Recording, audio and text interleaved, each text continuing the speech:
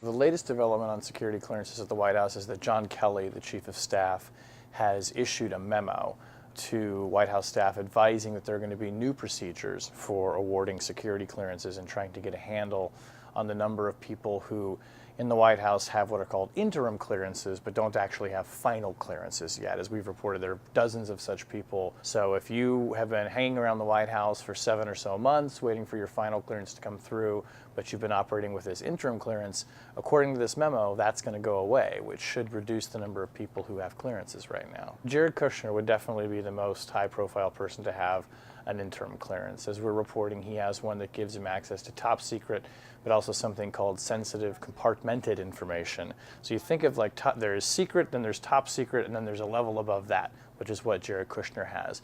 And he can get accesses to things like the president's daily intelligence briefing and other information on a case-by-case basis. It's really unusual for a senior White House official to have that high of a temporary or interim clearance.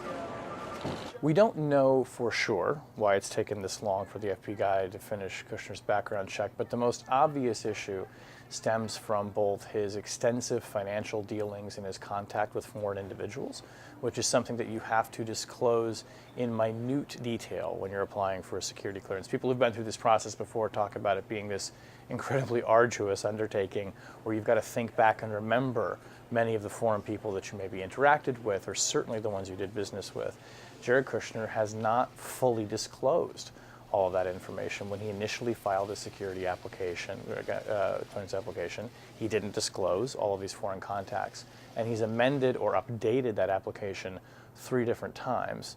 And we know from our reporting that beginning last summer, White House officials began talking about their concerns that his lack of being complete and thorough on that application could in fact impede his ability to get a final clearance. Jared Kushner certainly has been under investigation or has had his background investigation pending since June 2017 and before.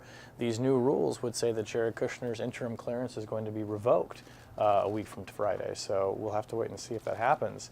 But certainly it seems like this whole issue of him working on an interim clearance is really coming to a head and getting addressed now.